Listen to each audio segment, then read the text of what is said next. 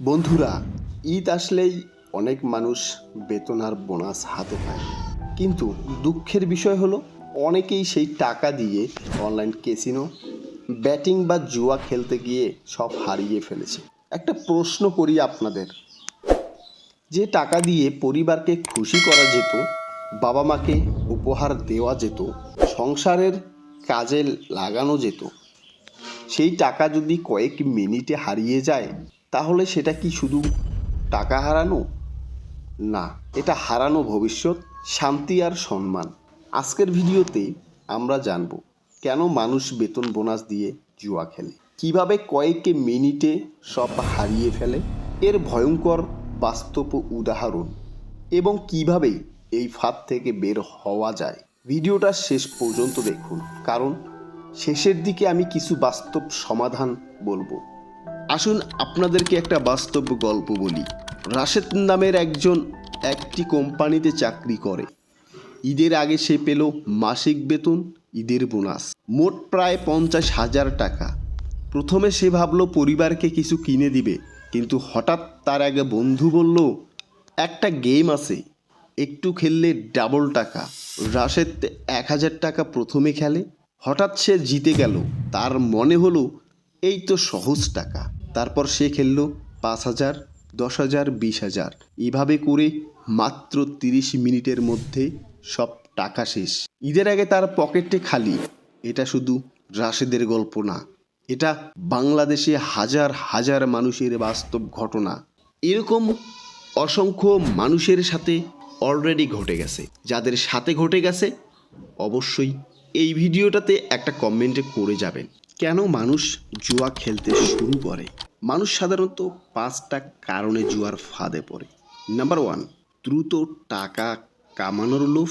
অনেকে ভাবে কাজ না করেই যদি টাকা আসে, এই চিন্তা থেকেই শুরু হয়। নাম্বার 2, প্রথমে ছোট্ট জয়। অনলাইন ক্যাসিনো বা গেমগুলো এমনভাবে বানানো হয় যে প্রথমে কিছু মানুষকে জিততে দেয়, কারণ তারা চায় আপনি আসক্ত হয়ে যান। নাম্বার 3, বন্ধুদের প্রভাব।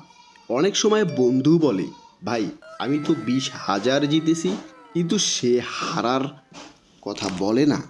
নাম্বার 4, বিজ্ঞাপন ও ইউটিউব ভিডিও। অনেকে ভিডিও দেখানো হয়, আজকে 1,000 থেকে 50,000 জিতেছি, কিন্তু বাস্তবে বেশিরভাগ মানুষ হারছে। নাম্বার 5, মানসিক চাপ। অনেকে জীবনের সমস্যায় পড়ে জুয়া খেলে। তারা ভাবে একবার জিতলেই তো সব সমস্যার সমাধান হয়ে যাবে, কিন্তু বাস্তবে সমস্যা আরও বেড়ে যায়। অনলাইন ক্যাসিনোর আসল ফাঁদ। অনেকেই ভাবে এই গেমগুলো নাকি ভাগ্যের ওপর চলে, কিন্তু সত্য হলো এই গেমগুলো গাণিতিক দিয়ে বানানো।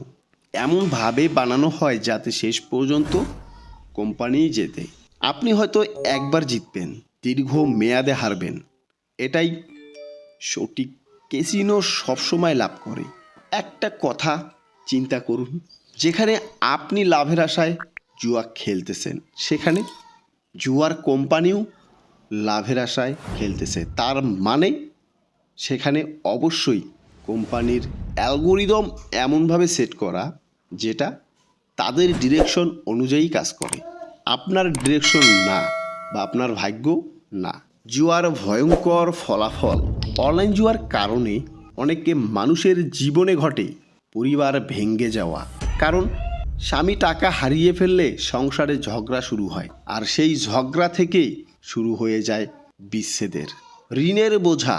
অনেকে হারানো টাকা ফেরত আনার জন্য ধার নেয়, লোন নেয়, আবার খেলতে শুরু করে। এতে সমস্যা ছোট হয় না, এতে সমস্যা আরও বড় হয়। মানসিক সমস্যা।